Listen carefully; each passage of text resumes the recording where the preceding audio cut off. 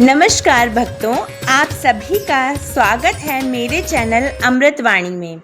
आज मैं आपको विष्णु भगवान का प्रिय पुरुषोत्तम मास, अधिक मास, मल मास के बारे में संपूर्ण जानकारी, व्रत विधि, पूजा विधि सभी बताऊंगी। आप कमेंट बॉक्स में प्रभु की कृपा पाने के लिए श्री विष्णु लिखकर अपनी हाजिरी लगाइए।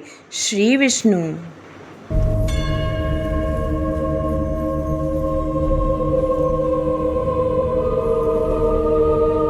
मास है जिसे स्वयं भगवान श्री कृष्ण ने अपना नाम दिया है। ऐसा मास साधारण कैसे हो सकता है? अधिक मास प्रत्येक 3 वर्ष के बाद आता है और इसलिए भी ये विशेष बन जाता है क्योंकि इस मास में किया गया कोई भी आध्यात्मिक कार्य मनुष्य को अनंत गुना अधिक फल प्रदान करता है। जितना महत्व चातुर्मास का होता है उससे भी ज्यादा महत्व होता है अधिक मास का, यानी पुरुषोत्तम मास का। और इस बार ये अधिक मास का आरंभ हो रहा है 17 मई 2026 से और ये समाप्त होगा 15 जून 2026 पर। इस बार अधिक मास में ज्येष्ठ मास आ रहा है, यानी कि 2 ज्येष्ठ मास इस बार अधिक मास में आने वाले हैं। लगभग 3 वर्षों के बाद आने वाला ये सुवर्ण अवसर आपकी आध्यात्मिक यात्रा में एक चमत्कारिक मोड़ लेकर आ सकता है, लेकिन तब जब आप उसका सही नियमों के साथ पालन करेंगे। तो चलिए आज हम आपको बताते हैं कि आखिर इस बार आने वाले अधिक मास का पालन करने की शास्त्रोक्त विधि क्या रहेगी, किन नियमों का पालन करना चाहिए और कौन सी चीजों से बचकर रहना चाहिए, और ये सब कुछ शास्त्रोक्त प्रमाणों के साथ, जिसे कोई भी व्यक्ति अपनी परिस्थिति और क्षमता के अनुसार सरलता से पालन कर सकता है। तो चलिए अधिक विलंब किए बिना आरंभ करते हैं आज की हमारी ये स्पेशल वीडियो, पुरुषोत्तम मास व्रत विधि वीडियो। सबसे पहले तो हम ये देखते हैं कि आखिर अधिक मास क्या होता है और इसे पुरुषोत्तम मास क्यों कहा जाता है। तो हमारा वैदिक कैलेंडर चंद्रमा के आवागमन यानी कि उसके चक्र पर निर्धारित रहता है, जो सूर्य के वर्ष से लगभग 11 दिन छोटा होता है। अब ये अंतर हर 3 वर्षों में लगभग एक पूरे मास के बराबर हो जाता है और इस अंतर को संतुलित करने के लिए हमारे ऋषि मुनियों ने एक अतिरिक्त मास की व्यवस्था की थी और यही वो मास है जिसे अधिक मास या मल मास के नाम से जाना जाता है। अब ये नाम यानी कि मल मास सुनकर कई लोग सोचते हैं कि ये कोई अशुभ मास होगा, लेकिन ऐसा है नहीं। हमारे आचार्यगण बताते हैं कि इस मास में जो भी आध्यात्मिक कार्य किए जाते हैं उनके द्वारा हमारे पूर्व जन्मों की सारी मलिनता और गंदगी दूर हो जाती है, यानी कि जितने भी पाप कर्म हैं वो नष्ट हो जाते हैं और इसलिए इसे मल मास कहा गया है। हालांकि कुछ कर्मकांडी विद्वान लोग इसे मल मास इसलिए भी कहते हैं क्योंकि इस मास में उनके भौतिक कर्म कांडों का कोई फल नहीं मिलता है, लेकिन भक्ति का फल अनंत गुना अधिक मिलता है। इसलिए भक्तों के लिए ये पुरुषोत्तम मास यानी कि अधिक मास सबसे अधिक पुण्य फल प्रदान करने वाला मास बताया गया है। पद्म पुराण में इस मास की उत्पत्ति की एक अत्यंत सुंदर कथा आती है। जब 12 मासों में 12 देवताओं को अधिपति नियुक्त किया गया तो ये 13वां मास बिना किसी स्वामी के रह गया। कोई भी देवता इसका अधिपति बनने के लिए तैयार नहीं थे और तब ये दुखी मास स्वयं भगवान श्री विष्णु की शरण में जाता है और उनसे प्रार्थना करते हैं और उनकी पुकार सुनकर भगवान विष्णु अत्यंत करुणा के साथ उन्हें कहते हैं कि आप दुखी मत होइए, मैं स्वयं इस मास का स्वामी बनता हूँ और चूंकि मुझे पुरुषोत्तम कहा जाता है इसलिए अब से ये मास पुरुषोत्तम मास के नाम से जाना जाएगा।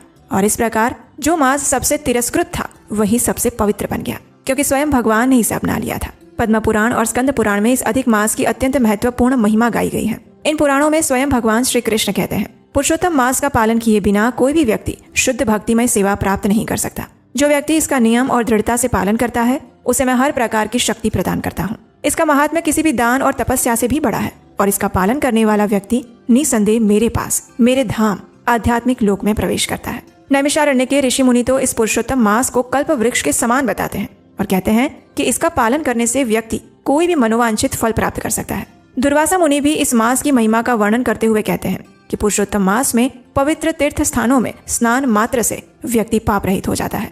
इसके अलावा पद्म पुराण में ये भी कहा गया है कि इस मास के अंदर केवल एक दीपक जलाने का पुण्य भी संपूर्ण वर्ष की आराधना से ज्यादा फलदायी होता है। तो इस बार ज्येष्ठ अधिक मास 17 मई 2026 रविवार के दिन से आरंभ होने वाला है और ये समाप्त होगा 15 जून 2026 सोमवार के दिन। हमारे वैदिक पंचांग के अनुसार इस बार विक्रम संवत 2083 में 2 ज्येष्ठ मास पड़ रहे हैं, एक अधिक ज्येष्ठ और एक सामान्य ज्येष्ठ, जो इस वर्ष को पंचांग और खगोलीय दृष्टि से और भी विशेष बना देते हैं। इस अधिक मास में पुरुषोत्तम पूर्णिमा 31 मई 2026 रविवार के दिन आने वाली है और ये संपूर्ण मास का सबसे शक्तिशाली दिन माना जाएगा क्योंकि इस दिन भगवान विष्णु की आध्यात्मिक शक्ति अपनी चरम सीमा पर होती है। उनकी पूजा आराधना करने से वे अत्यंत अधिक पुण्य फल प्रदान करते हैं। मनोवांछित हर मनोकामनाएं पूर्ण होती हैं। इस दिन विशेष पूजा, दान और जप करने से उसका अनंत गुना अक्षय फल प्राप्त होता है।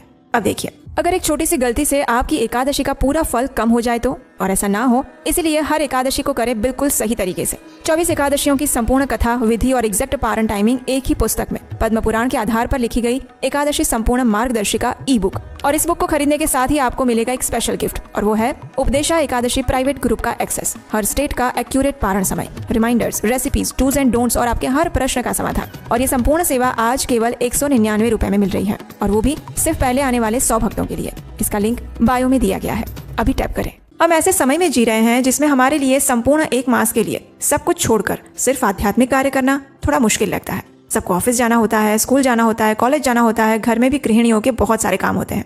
कोई बात नहीं, आज हम आपको ऐसे कार्य बताएंगे जिसका अगर आप नियम पूर्वक पालन करते हैं तो ये आपका सर्वश्रेष्ठ पुरुषोत्तम मास व्रत पालन हो जाएगा। तो चलिए शुरुआत करते हैं। सबसे पहले हम देखते हैं कि इस अधिक मास में आपको क्या क्या चीजें करनी चाहिए। पहला काम है ब्रह्म मुहूर्त में उठ जाना। इस अधिक मास में सबसे पहला और सबसे महत्वपूर्ण ये नियम है कि आप प्रतिदिन सूर्योदय से पहले उठेंगे। ब्रह्म मुहूर्त यानी सूर्योदय से लगभग 1.5 घंटा पहले का समय। जी हाँ, हम अपने जीवन में न जाने कितने ही वर्षों से कितने देर से सोते आए हैं, तो क्या सिर्फ ये 30 दिन यानी कि सिर्फ 1 महीने के लिए हम कुछ अलग नहीं कर सकते? और फिर अष्टांग हृदय सूत्र में भी कहा गया है, ब्राह्मे मुहूर्ते उत्तिष्ठेत स्वस्थो रक्षार्थम आयुषः। यानी अगर आप स्वस्थ रहना चाहते हैं और अपनी आयु की रक्षा करना चाहते हैं तो ब्रह्म मुहूर्त में उठना आपके लिए लाभदायी है। इसलिए आज ही अलार्म लगा लीजिए। अधिक मास के पहले दिन यानी कि 17 मई से लेकर अंतिम दिन यानी 15 जून तक प्रतिदिन सूर्योदय से पहले उठिए, चाहे रविवार हो या शनिवार या सोमवार। अगर बिना इस नियम को तोड़े आप पूरा मास सूर्योदय से पहले उठते हैं तो फिर देखिएगा अंतिम दिन आपके जीवन में कितना बड़ा परिवर्तन आप अनुभव करेंगे। पद्म पुराण में वर्णन आता है कि पुरुषोत्तम मास में ब्रह्म मुहूर्त में उठकर स्नान करने के बाद भगवान के दर्शन और पूजन करने से व्यक्ति को सहस्त्र अश्वमेघ यज्ञ के समान फल प्राप्त होता है। तो जरा सोचिए, इस अधिक मास में आप प्रतिदिन अश्वमेघ यज्ञ कर सकते हैं सिर्फ ब्रह्म मुहूर्त में उठकर। तो इसलिए स्नान के बाद स्वच्छ वस्त्र धारण करें, अपने गृह मंदिर को स्वच्छ करें और भगवान की मंगला आरती करें। अगर बाहर जाकर नहीं कर सकते या घर पर नहीं कर सकते तो कम से कम ऑनलाइन उसका दर्शन अवश्य करें। दूसरा सबसे महत्वपूर्ण कार्य जो आपको इस मास में करना है वो है हरे कृष्ण महामंत्र का अधिक से अधिक संख्या में माला पर जप करना। ये मास भगवान का अत्यंत प्रिय है और इसलिए इस समय में अगर आप भगवान के पवित्र नामों का ध्यान से जप करते हैं तो उससे भगवान की विशेष कृपा दृष्टि आप पर पड़ेगी और उसमें कोई संदेह नहीं है। और इसीलिए संकल्प लीजिए कि इस मास के अंदर आप हरे कृष्ण महामंत्र यानी कि हरे कृष्ण कृष्ण कृष्ण हरे हरे, हरे राम राम राम हरे हरे, इसकी कम से कम 8, 10, 16, 25 या 32 माला का प्रतिदिन जप करेंगे। प्रातः काल में जितनी अधिक माला कर सकते हैं उतना अच्छा है, और अगर सारी माला आप प्रातः काल में समाप्त नहीं कर सकते तो कोई बात नहीं, दिन के दौरान भी आप इसे पूरी कर सकते हैं। तो अगर आपके पास माला नहीं है तो आज ही नजदीक के किसी मंदिर में जाइए और वहां से माला लेकर आइए। और माला पर जप करने में कोई शर्म मत रखिए। अपनी संस्कृति का पालन गर्व के साथ सिर ऊंचा करके करिए, क्योंकि ये हमारी संस्कृति सबसे महान और प्राचीन है। पद्म पुराण में भगवान श्री कृष्ण स्वयं कहते हैं कि पुरुषोत्तम मास में हरि नाम का जप करने वाले व्यक्ति को मैं हर प्रकार की शक्ति प्रदान करता हूँ। तो इसलिए इस पुरुषोत्तम मास में हरे कृष्ण महामंत्र की जप साधना कीजिए और फिर देखिएगा आपके जीवन में क्या परिवर्तन आता है। और हाँ, इस मास में कम से कम ये मत कहिएगा कि मैं घूमते फिरते हुए मन में ही भगवान का नाम जप कर रही हूँ। जी नहीं, ये सारे बहाने हैं। अगर भगवान से सच में प्रेम करते हैं तो एक जगह पर बैठ के माला के ऊपर जप करिए, घूमते फिरते हुए या फिर काउंटर के ऊपर नहीं। तीसरा अत्यंत महत्वपूर्ण कार्य है भगवान श्री कृष्ण के दिव्य गुणों और लीलाओं का श्रवण और पठन करना। इसके लिए आप किसी भी प्रमाणभूत वरिष्ठ भक्त की कथा का श्रवण कर सकते हैं, लेकिन सिर्फ उन्हीं की जो प्रमाणभूत संप्रदाय से आते हैं और जो स्वयं भगवान के भक्त हैं। इसके उपरांत आप श्रीमद् भागवतम के 10वें स्कंद के 14वें अध्याय का प्रतिदिन पाठ कर सकते हैं। उसमें ब्रह्मा जी ने भगवान श्री कृष्ण की स्तुति की है और इस मास में आपको भगवत गीता के 15वें अध्याय का भी प्रतिदिन पाठ करना चाहिए। अगर आपको संस्कृत बोलने में समस्या आती है तो हमारे चैनल पर हमने भगवत गीता का संपूर्ण 15वां अध्याय रिकॉर्ड करके अपलोड किया है, आप उसे सुन सकते हैं और हमारे साथ साथ इस अध्याय का उच्चारण कर सकते हैं या फिर उसका अनुवाद कर सकते हैं। इस पुरुषोत्तम मास के अंदर एक विशेष मंत्र का उच्चारण किया जाता है और वो मंत्र इस प्रकार है, गोवर्धनम धरम वंदे गोपालं गोपरूपिणं गोकुलोत्सवमें ईशानं गोविंदं गोपिका प्रियम्। इस मंत्र का अधिक से अधिक श्रवण और उच्चारण करने से आपका अधिक मास सफल हो जाएगा। पुरुषोत्तम मास के अंदर श्रीमद् भागवतम का संपूर्ण पारायण, विशेषकर 10वें स्कंद में वर्णित भगवान श्री कृष्ण की व्रज लीलाएं और कुरुक्षेत्र में गोपियों से भेंट का प्रसंग, ये पढ़ने और सुनने का विशेष विधान है। इसके अतिरिक्त श्री चैतन्य चरितामृत का पठन भी इस मास में अत्यंत फलदायी बताया गया है। साथ ही विष्णु सहस्त्र नाम का प्रतिदिन पाठ करने से भगवान विष्णु की विशेष कृपा प्राप्त होती है। चौथा महत्वपूर्ण कार्य है प्रतिदिन याद से तुलसी देवी को जल अर्पण करना और उन्हें प्रणाम करना।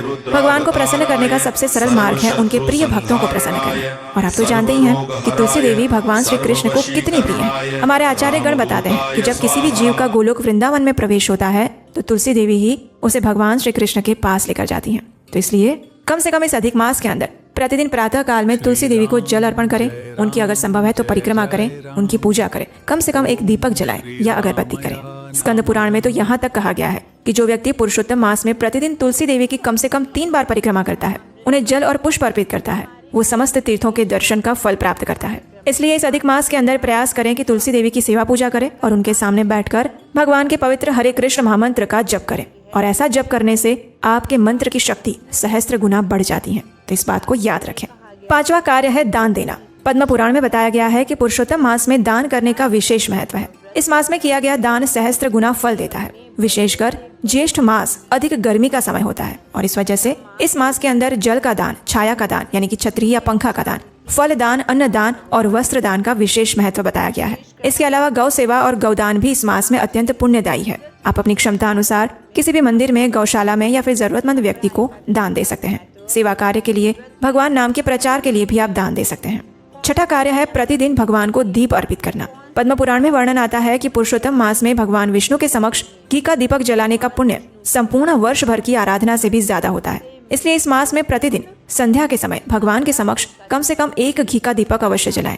अगर संभव है तो तुलसी देवी के समक्ष भी 1 दीपक रखें और इससे घर में सकारात्मक ऊर्जा का संचार होता है और भगवान की विशेष कृपा प्राप्त होती है। 7वां कार्य है धाम वास करना या तीर्थ यात्रा करना।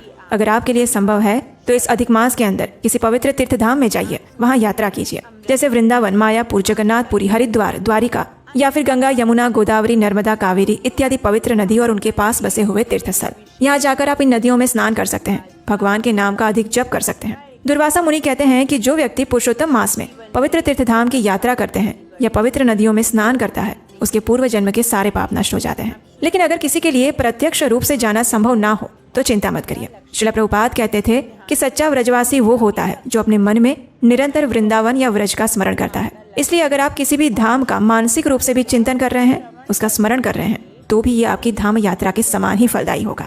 स्कंद पुराण में वर्णन आता है कि पुरुषोत्तम मास में गोवर्धन पर्वत की परिक्रमा और व्रज भूमि मथुरा वृंदावन की यात्रा करने से प्रत्येक कदम पर 100 गुना अधिक पुण्य प्राप्त होता है। तो इसलिए अगर संभव है तो इस मास में कोई ना कोई तीर्थ यात्रा कीजिए और अगर संभव नहीं है तो कम से कम मानसिक रूप से इसका चिंतन अवश्य कीजिए। अब 8वां सबसे महत्वपूर्ण कार्य है जो आपको इस मास में करना चाहिए, वो है भगवान के साथ साथ भगवान के भक्त यानी कि वैष्णवों की सेवा करना। बिना किसी संकोच के जहाँ भी अवसर मिले भक्तों की सेवा कीजिए। जब भी समय हो आसपास के किसी मंदिर में जाइए, इस्कॉन मंदिर है तो वहाँ पर जाइए और वहाँ के भक्तों से कोई सेवा मांगिए। अगर कोई सेवा नहीं मिलती है तो मंदिर की सीढ़ियों को साफ कर लीजिए, लेकिन कोई ना कोई सेवा जरूर कीजिए, चाहे वो शारीरिक रूप से हो या फिर अपना समय देकर हो या फिर अपना धन देकर की गई कोई भी सेवा हो। पद्म पुराण में स्वयं भगवान नारायण नारद मुनि से कहते हैं कि पुरुषोत्तम मास में वैष्णवों को भोजन कराने से और उनकी सेवा करने से व्यक्ति को मेरी प्रत्यक्ष सेवा का फल प्राप्त होता है। अगर गृहस्थ हैं तो अपने गृहस्थ धर्म का सत्यपूर्वक और शांतिपूर्वक पालन करें, किसी के प्रति हिंसा ना करें और संत पुरुषों तथा निर्धन व्यक्तियों के प्रति दयालु बने रहें। आइए अब देखते हैं 9वां कार्य और ये है अधिक मास में उपवास का पालन करना। पुरुषोत्तम मास में उपवास का विशेष महत्व बताया गया है। अगर किसी व्यक्ति के लिए संभव है तो वो एक संकल्प ले सकते हैं कि इस अधिक मास के अंदर वो प्रतिदिन उपवास का पालन करेंगे या फिर दिन में सिर्फ 1 बार भोजन करेंगे। कई भक्त दिन में 1 बार भोजन करने का संकल्प लेते हैं, कई भक्त सिर्फ फल के ऊपर इस संपूर्ण मास को धारण करते हैं। तो आप अपनी क्षमता अनुसार किसी न किसी प्रकार से अगर संभव है तो उपवास का पालन इस मास में कर सकते हैं। अगर आप संपूर्ण मास उपवास करने में सक्षम नहीं हैं, तो कम से कम इस मास में आने वाली 2 एकादशी तिथि पर व्रत और उपवास अवश्य रखना चाहिए। इसके अलावा आप इस अधिक मास में आने वाले प्रदोष व्रत का पालन कर सकते हैं, पूर्णिमा का उपवास रख सकते हैं। उपवास के दिन एक समय फलाहार या दूध ले सकते हैं। जो व्यक्ति स्वास्थ्य के कारणों की वजह से उपवास नहीं कर पाते हैं, वे सात्विक आहार ग्रहण करते हुए भी इस मास का पालन कर सकते हैं, क्योंकि भक्ति भाव सबसे महत्वपूर्ण कार्य है। लेकिन कम से कम प्रयास करें कि इस अधिक मास के अंदर बाहर के बने हुए जंक फूड ना खाएं। घर में बनाया हुआ, भगवान को अर्पित किया हुआ सात्विक आहार ही प्रसाद रूप में ग्रहण करें और परिवारजनों को भी वही खिलाएं। आप भगवान के लिए नए नए रेसिपीज घर पर बना सकते हैं, उन्हें भगवान को भोग लगा सकते हैं, बच्चों को खिला सकते हैं, परिवार में प्रसाद रूप में दे सकते हैं। लेकिन प्रयास करें अपनी मानसिक चेतना को अगर शुद्ध बनाए रखना चाहते हैं तो इस मास के अंदर अपने खान पान पर विशेष ध्यान दें। कम से कम इतना तो कर ही सकते हैं। 10वां कार्य जो आपको इस मास में करना है वो है संकल्प लेना। यानी पुरुषोत्तम मास के पहले दिन 17 मई 2026 रविवार के दिन सुबह सुबह प्रातः काल में स्नान करने के बाद, स्वच्छ होने के बाद भगवान श्री कृष्ण या भगवान हरि के सामने जाइए। दाहिने हाथ में गंगाजल लीजिए और उनके समक्ष जाकर इस अधिक मास का संकल्प लेते हुए इस प्रकार प्रार्थना कीजिए। हे पुरुषोत्तम भगवान, मैं इस पवित्र अधिक मास में अपनी शक्ति और सामर्थ्य के अनुसार आपकी सेवा और भक्ति का व्रत ग्रहण करता हूँ या करती हूँ। कृपया मुझे इस व्रत को पूर्ण करने की शक्ति प्रदान करें। इस प्रकार संकल्प लेकर जल भगवान को अर्पित कर दें और इस मास के अंतिम दिन 15 जून 2026 को इस अधिक मास का उद्यापन करें। उद्यापन यानी कि पूर्णाहुति। इस दिन भगवान की विशेष पूजा करें, यथाशक्ति दान दें और ब्राह्मण तथा वैष्णव भक्तों को भोजन करवाएं। तो ये थे अधिक मास के अंदर करने योग्य कार्य जो आपको अवश्य करने चाहिए। चलिए अब बात करते हैं कि इस अधिक मास में भूल से भी क्या नहीं करना चाहिए, क्योंकि ये भी अत्यंत महत्वपूर्ण है। सबसे पहला कार्य जो नहीं करना है वो क्या है, तो हरे कृष्ण महामंत्र का जप करते हुए कोई और कार्य करना, जैसे कि एक हाथ में मोबाइल और दूसरे हाथ में माला। जी नहीं, ऐसा मल्टीटास्किंग प्लीज इस मास में बिल्कुल मत करिएगा। यह हरिनाम के प्रति किया गया सबसे बड़ा अपराध है और सबसे निंदनीय कार्य भी। तो इसलिए एक बात हमेशा याद रखिएगा, जब पर भी आप हरे कृष्ण महामंत्र का जप कर रहे होते हैं तो उस समय आप भगवान श्री कृष्ण को बुला रहे होते हैं। और जब आप किसी व्यक्ति को बुला रहे हैं और उसी समय आपका ध्यान मोबाइल में है तो आने वाले व्यक्ति को कितना बुरा लगेगा। बस यही सोचकर मोबाइल के साथ माला इस बार मत करिएगा। दूसरा कार्य, इस मास में ध्यान पूर्वक कभी भी किसी की निंदा मत करिएगा, चाहे वो ऑफिस के साथी हो, पड़ोसन हो, आपकी खुद की बहू हो या फिर सास। जी नहीं, इस मास में सबको माफ कर दीजिए। और जब भी किसी के बारे में गलत विचार आए, भगवान श्री कृष्ण के सुंदर कमल के समान मुख को याद कर लीजिए, क्योंकि पद्म पुराण में चेतावनी दी गई है। इस मास में किसी भी भक्त, शास्त्र, ब्राह्मण, गौ, संत या पुरुषोत्तम व्रत का पालन करने वाले किसी भी व्यक्ति की निंदा करने से व्यक्ति का संपूर्ण पुण्य फल नष्ट हो जाता है। तो इसलिए इस मास के अंदर सत्य बोलने का विशेष संकल्प लें और किसी की भी पर निंदा करने से बचें। तीसरा कार्य जो आपको नहीं करना है वो है गुस्सा। अगर आपको बहुत ज्यादा गुस्सा आता है, बात बात पर आता है और हर किसी पर आता है और विशेषकर अपने बच्चों पर आता है, तो थोड़ा संभल जाइएगा। इस मास के अंदर अपने क्रोध को घटाकर 0 पर लाने की कोशिश कीजिए और दिल से प्रयास करेंगे तो जरूर हो पाएगा। चौथा, इस मास में अगर संभव है तो संपूर्ण ब्रह्मचर्य व्रत का पालन कीजिए, क्योंकि ब्रह्मचर्य का पालन करने से व्यक्ति के अंदर विशेष आध्यात्मिक शक्ति का संचार होता है और उसका तेज आपके चेहरे पर झलकता है, बिना किसी क्रीम के, बिना किसी सनस्क्रीन के। पांचवा कार्य जो आपको नहीं करना है, जो कि थोड़ा सा मुश्किल भी है, और वो है अपने मोबाइल का, अपने टीवी का कम से कम उपयोग कीजिएगा और वो सारे अनावश्यक TV serials, comedy, reality shows, ये सब कुछ कम से कम 1 महीने के लिए बंद कर दीजिए प्लीज, क्योंकि वो आपकी मानसिक चेतना को खराब करते हैं, दूषित करते हैं। आपके सारे व्रत और संकल्पों के ऊपर वो पानी फेर देते हैं। तो चाहे आपका कोई भी फेवरेट टीवी सीरियल क्यों छूट ना जाए, अगर ये अधिक मास छूट जाएगा तो आने वाले 3 साल के बाद आएगा। तो आप देख लीजिए आप किसे पसंद करना चाहते हैं। छठा कार्य जो नहीं करना है इस मास में वो है किसी भी प्रकार के शुभ भौतिक कार्य, जैसे कि विवाह, सगाई, गृह प्रवेश, मुंडन, यज्ञोपवीत, नामकरण, ये सब करने से प्रयास करके बचिए। ये सांसारिक भौतिक कार्यों के लिए अधिक मास नहीं है। इस मास के अंदर ज्यादा से ज्यादा आध्यात्मिक साधना को तीव्र बनाना होता है। तो इसलिए प्रयास करके इस मास में अधिक से अधिक आध्यात्मिक कार्य कीजिए। जो भी जरूरी दैनिक के कार्य हैं उसे आप समाप्त कीजिए, लेकिन अपने मन को एकाग्र करके ज्यादा से ज्यादा आध्यात्मिक कार्यों पर ध्यान केंद्रित कीजिए।